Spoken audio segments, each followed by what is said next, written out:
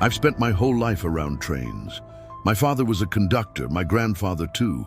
The sound of steel against steel is the rhythm that raised me. But no amount of experience could have prepared me for what I found that night. The night I stepped aboard the Midnight Blue Line. They used to call it the Blue Dream Express way back in the 1950s. It connected St. Louis to Denver, a route that cut through endless plains, silent forests and tunnels carved into black granite. It was luxury on rails, polished wood, brass details, velvet seats. It was the pride of American railways. But one winter night in 1962, the train vanished. It left St. Louis, full of passengers, and was never seen again. The tracks were found twisted and burned near the Eagle Ridge Tunnel, but there was no wreckage, no bodies, no sign of a fire. Just the rails, bent like something had melted them from the inside out. After that, the company sealed off the line and a legend was born. 50 years later, I was hired to inspect that same section of track. Officially, it was for a restoration project. Unofficially, I think they just wanted someone to prove the stories wrong. They offered me double pay to run a test ride with a freight engine through the old Blue Line. I should have said no. It was a February night, bitterly cold. Snow was falling sideways, the kind that cuts your face, and the air tasted metallic. My engine, an old patched-up EMD SD40, groaned like it didn't want to move. As I pulled out of the yard, I felt it, the weight of the dark, the silence of a world holding its breath. About an hour into the ride, I started picking up faint signals on the radio. Voices that weren't supposed to be there. Dispatch channels were empty. This line was long dead, but something was whispering numbers. 14, 12, 62. That last number made my stomach drop. 1962, the year the Blue Dream disappeared. If you've ever worked the rails at night, you know that kind of deep silence that just eats up your courage. That's what it was like. Even the snow seemed to stop falling when I passed the old Ridgeway station, abandoned since the 70s. Its roof had collapsed, but one of the platform lamps was glowing, faintly flickering, like it had just been turned on. That was the first sign that I wasn't alone. I was halfway through the Eagle Ridge sector when I saw it. Lights ahead, distant but steady, not white like a headlamp, blue, a deep electric blue. My first thought was it had to be a reflection, maybe from my own lights, but the pattern was wrong. It was pulsing, rhythmic, like a heartbeat. "Dispatch, this is 4021, I called into the radio. "I've got lights on the line ahead. Confirm if anyone's scheduled on the blue route tonight." No answer, just static. And underneath it, a faint, slow whistle, the kind old steam engines used to make. That's when I knew. The blue light grew stronger as I approached the tunnel. And then I saw it. Parked right on the track ahead of me was a full passenger train, elegant, old, immaculate. Its chrome details gleamed under a thin layer of frost. It was the Blue Dream Express. My brain said it was impossible. My eyes didn't care. The car windows glowed with that same soft blue light.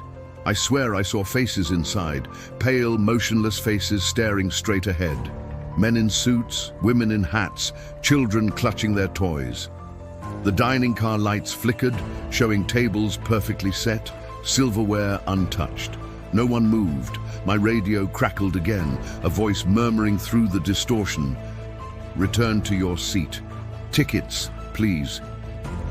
I tried to slam on the brakes, but they were dead.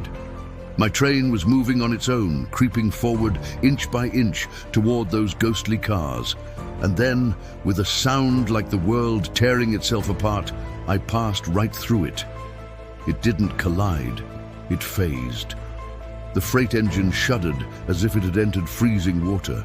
The lights in my cab went out, and in that second of pure, terrifying blackness, I felt something step inside with me. It was like being watched by something ancient, something that didn't understand what it was to be alive anymore. I smelled old perfume and burnt coal. The air froze around me. I glanced at my reflection in the windshield. and it had changed. I was wearing an old conductor's uniform, my face pale, my eyes hollow. I blinked hard, and just like that, I was back. But the tunnel was gone. Instead, there was a vast, empty expanse, endless tracks stretching under a blue sky that wasn't our sky. Everything was tinted in shades of twilight. The Blue Dream was ahead, waiting for me, its doors wide open.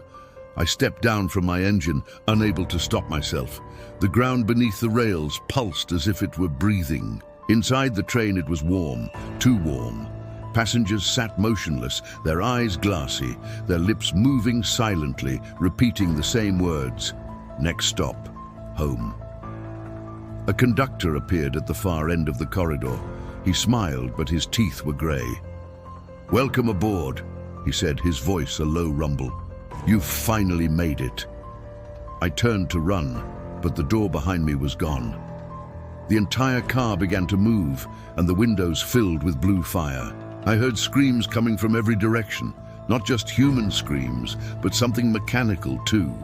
The screech of wheels, the roar of steam, and that terrible pulsing heartbeat of the rails. Then it all stopped. I woke up in my cab, alone. The engine was cold, dead. The windshield was covered in frost, and someone had written 2 words on the glass from the outside. "You made it home." The radio came to life one last time, faintly. A final message, Blue Dream, departing, all aboard. When rescue crews found me, I was 10 miles off the original track. There were no signs of another train. My watch had stopped at 12:32 a.m., the exact time the Blue Dream vanished in 1962. They said I'd been missing for 9 hours, but to me, it felt like days. I quit after that night, sold my uniform, never stepped on another rail again. But sometimes, when I drive near that old route, I swear I still see that blue glow flickering between the trees. And if I roll down my window and just listen, I can hear the distant echo of that whistle. So if you ever find yourself near Eagle Ridge Tunnel, and you hear the sound of a steam engine where there shouldn't be one, don't wait around, don't look for the light. Because if you do, they'll see you too. And maybe, just maybe, they'll invite you aboard. If you made it this far into the story, tell me in the comments, would you step inside the Blue Dream? Or would you run before it's too late? Make sure to subscribe to Shadowed Tracks, hit that notification bell, and share this story with someone who loves a good scare. Until next time, stay off the tracks after midnight.